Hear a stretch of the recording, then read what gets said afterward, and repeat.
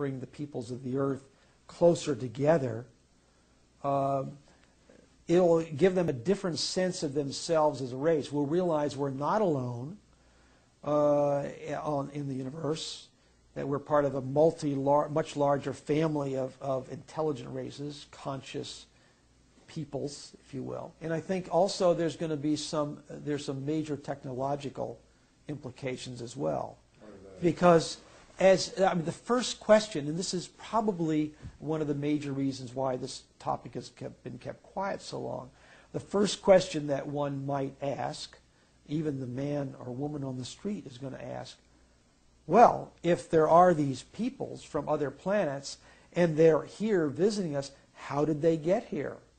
Did they have to come at the speed of light and take 4 to hundreds of years to get here, even at the speed of light, or did they come using some other technology? Well, they're going to find out, of course, that they're using some other technology, and they don't have to travel at the speed of light. They travel at superluminal speeds, semi-instantaneously, if you want to put it in those sort of terms. And so that at that point, you can say, holy mackerel, these technologies could, if used in a peaceful way, benefit our Earth civilization in a major way.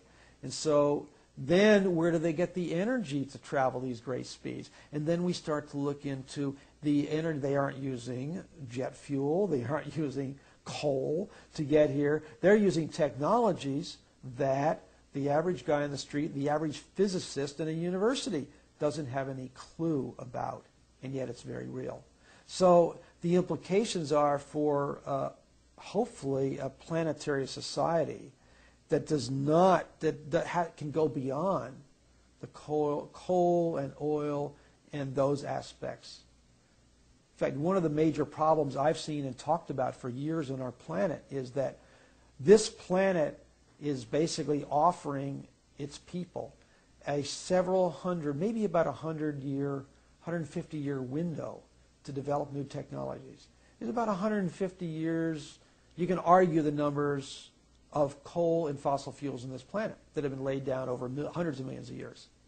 We have a very short time to go from burning wood to oil and coal and nuclear to a sustainable energy. And if we blow it because we haven't gotten our act together, we're toast. I was appointed by the governor of the state to attend a congressional briefing, a closed congressional briefing on this topic with people like Edgar Mitchell speaking about the reality of this and what have you. And they say, oh, really? Tell me more. So that's one reaction of my scientific colleagues on a one-to-one basis. Well, this is very interesting. Part of this gentleman's problems was he was a civilian but had done a lot of work with NASA on a lot of committees and what have you. And I think his problem was the fact that he hadn't heard about this as being a real subject. And he knew that he was very important because he was on a lot of committees in NASA. And since he was very important but hadn't heard about this thing, this couldn't be true. Because since he was important, he would have heard about it. You see the logic there? And he sort of said, oh, okay. And so he went on and on and on. But as the conversation went on and I told him more about what I knew and the reality of these things, he got colder and colder toward our discussion.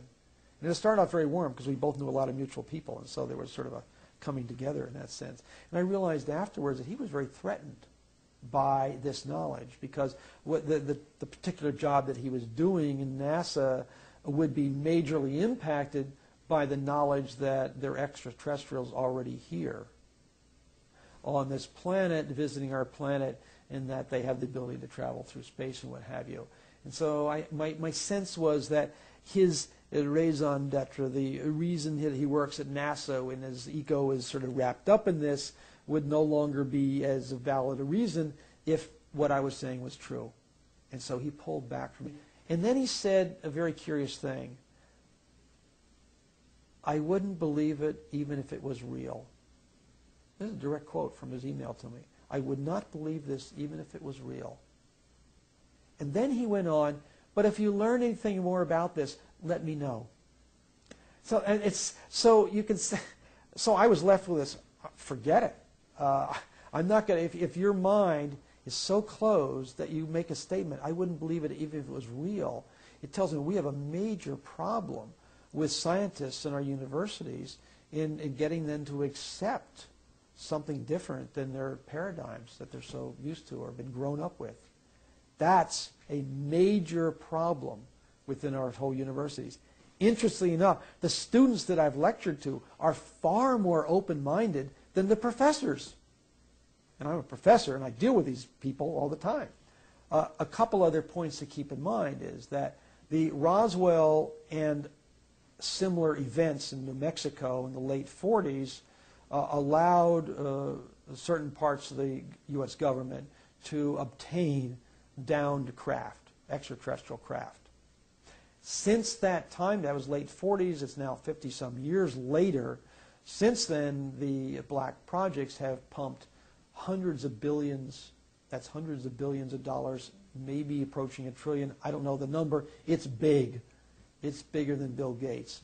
Have pumped these untold billions of dollars into researching the technologies, reverse engineering these technologies such as anti-gravity and space travel and a whole bunch of technologies that are associated with extraterrestrial technologies allowing these space travel to occur and other aspects of that.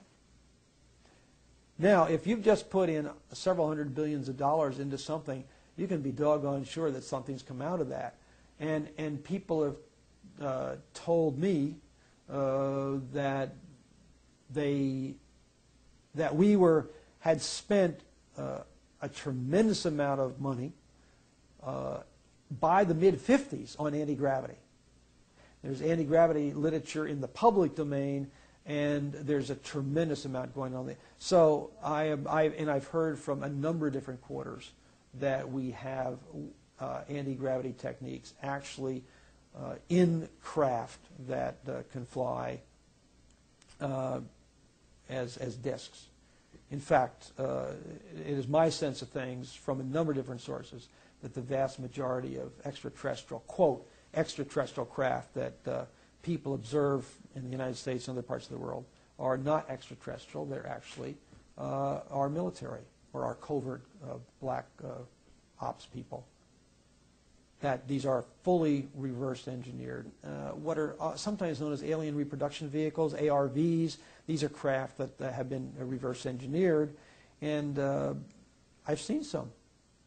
I saw a craft a few years ago, which I thought at the time was extraterrestrial.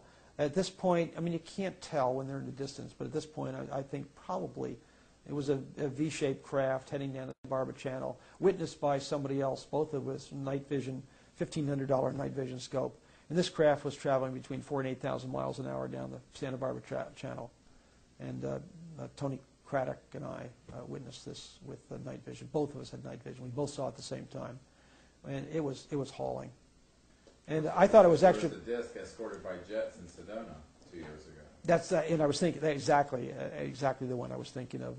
In Sedona 2 years ago, when I was there with a whole group of CSETI people again, we saw an alien reproduction vehicle escorted by jets, U.S. jets, flying with this object that was acting totally different than the jets. It was silent. It was moving differently than the jets.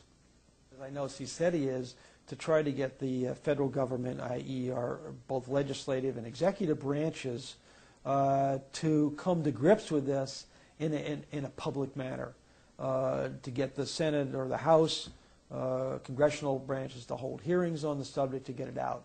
That doesn't seem to be happening. They seem to be scared to death of it, and for all kinds of reasons that politicians are scared of anything dangerous. They seem to be scared to death of it. I had serious hopes that the executive branch might be willing to come out with this, but I've actually asked questions of Al Gore in the public forum about this. I know that President Clinton has received briefings on this information. He knows it's real, but he hasn't been willing to come forth as well. So as a scientist and one who knows this subject is real,